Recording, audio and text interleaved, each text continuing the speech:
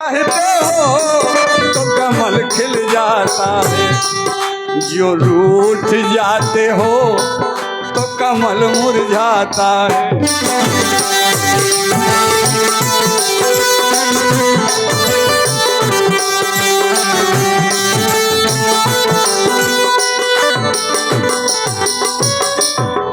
जन्म जन्मों से प्रभु तेरा मेरा नेम था, केवल एक प्रेम था, आज भी है और कल भी रहेगा।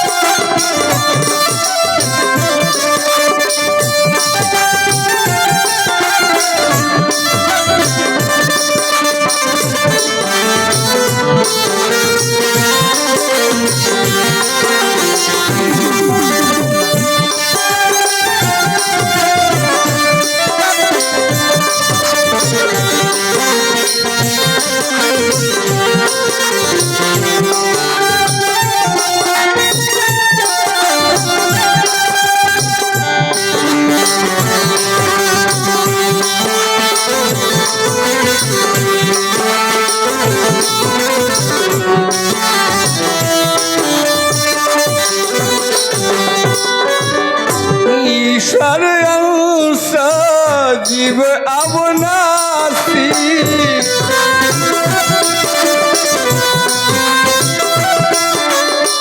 चेतन अमल सहज सुख राशि।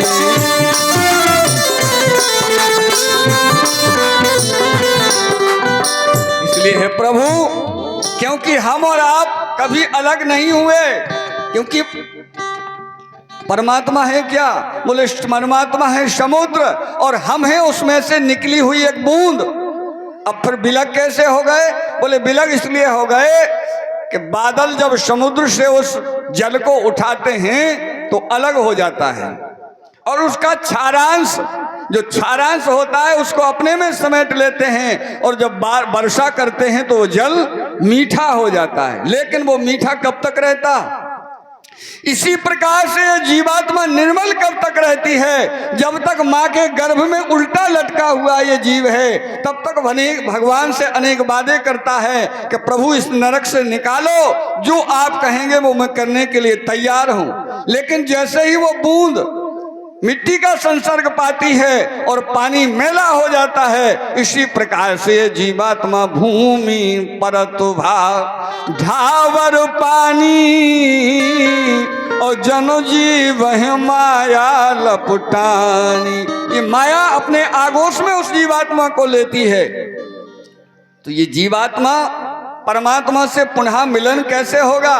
बोले मिलन केवल एक ही बात से हो सकता है कि ये जीवात्मा नाम का आश्रय ले ले और प्रेम के साथ ले ले और दृढ़ विश्वास के साथ ले, मिलन हो जाएगा।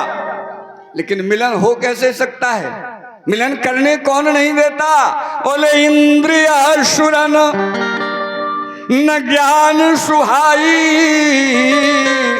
और विषय भोग पर प्रीति सदाई, इंद्रिय द्वार झरोखा नाना, और जहाँ तहाँ सुर बैठे करी खाना।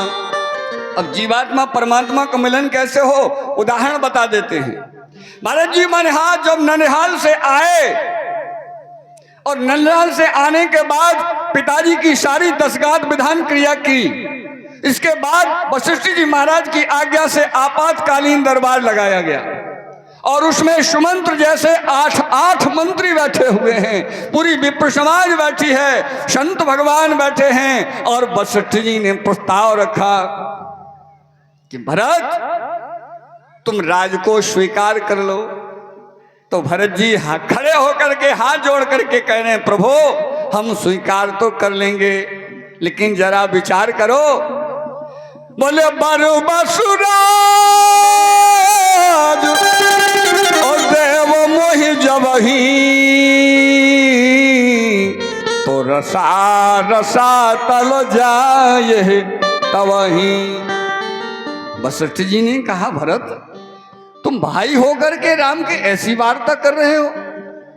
बोले प्रभु वैसे मुझे बोलना नहीं चाहिए, गुरुजनों के सामने बोलना मैं दुष्टता कर रहा हूं, लेकिन क्या करें समय और परिस्थिति ये कह रही है कि नहीं बोलते हैं तो कार्य बिगड़ता है, और बोलते हैं तो अपमान तो हम कर ही रहे हैं बुजुर्गों का, बोलना नहीं चाहिए। लेकिन ऐसी बात भरत तुमने बोली क्यों? रावण के अत्याचार से पृथ्वी रसातल को नहीं गई, लेकिन तुम्हारे द्वारा रसातल को चली जाएगी। बोले गुरुदेव बस यही तो अंतर है। क्या अंतर है? बोले अंतर यह है कि पृथ्वी माता ये जानती हैं कि वो दशानन है, उसने तपस्या से अत्याचार करने के लिए ही मांगा है। वो अत्याचार करने वाला व्यक्ति है, वो धर्म के विहीन विपरीत कार्य कर रहा है, और मेरा जन्म धर्म की धुरी को धारण करने के लिए जो ना होत जग जन्म भरत को, और धर्म धरनी धुर धरनी धरत को। इसलिए माता पृथ्वी अपना धैर्य छोड़ देंगी कि राम के भाई भी जब अधर्म करने लग गए तो वो रसातल को चले जाएंगे। प्रभु इसलिए हम प्रार्थना करते हैं। और भरत जी ने हाथ जोड़ करके कहा प्रभु हम एक प्रश्न भी इस सभा से करना चाहते हैं कि जब राम जी को बन दिया गया, जब हमारी मैया कौशल्या ने वरदान मांगा, तब ये सारी सभा थी, सब लोग थे, इन्होंने उस पर विचार क्यों नहीं किया? बोले कैसा? बोले हमारी माँ ने 2 वरदान मांगे और 2 बने क्रम बन गया, 1 और 2। जब क्रम बन गया तो पहला वरदान क्या है? बोले देहु एक बार ओ भरता ही टीका। यही तो मांगा। बोले हाँ यही मांगा। फिर प्रभु हम ये विचार करके सोचना चाहते हैं, आप लोगों से पूछना चाहते हैं कि उस पहले वरदान को पहले लागू क्यों नहीं किया गया और दूसरे वरदान को लागू कर दिया? तापस वेश और विशेष उदासी 14 वर्ष राम बनवासी। तो हमारे प्रश्न का उत्तर क्या है? सब मौन हो गए, किसी के पास भरत जी की बात का उत्तर नहीं रहा। एक तो यहाँ वशिष्ठ जी को मौन कर दिया और दूसरा वहां बाली ने राम जी को निरुत्तर कर दिया। 2 ही शख्स ऐसे रामचरितमानस में हैं कि यहाँ वशिष्ठ जी निरुत्तर हो गए और वहां बाली ने राम जी को निरुत्तर कर दिया। बाली ने पूछा, बोले मैं बैरी अरे सुग्रीव प्यारा और कारण कवन नाथ मोहि मारा। तो राम जी ने कहा, अनुज बधू भगनी सुत नारी इन्हें कुदृष्टि बिलो के जोई ताह बधे कछु पाप न होई। बाली कह रहा, प्रभु पहले तो ये मैंने नहीं किया, और अगर आपकी नजर में किया तो मान लिया किया, आप हमारे सामने धनुष बाण लिए खड़े हुए हैं, तो क्या प्रभु अजहू में पापी अंत काल गति तोड़। जब आप सामने खड़े हुए हैं और आपका ही ये बाना है, बोले सन्मुख होए और जीव मोह जबही तो जन्म कोट अघना सही तबही कोट विप्र बध लागहे जाहू और आए शरण तजो नहीं ताऊ। इसी प्रकार भरत जी कह रहे हैं, गुरुदेव ये क्या है, ये पलट क्यों दिया गया इस क्रम को? तो वहां गोस्वामी जी महाराज कह रहे हैं, उतने क्षण के लिए वशिष्ठ जी भी स्वार्थ की कोटि में आ गए। मुनि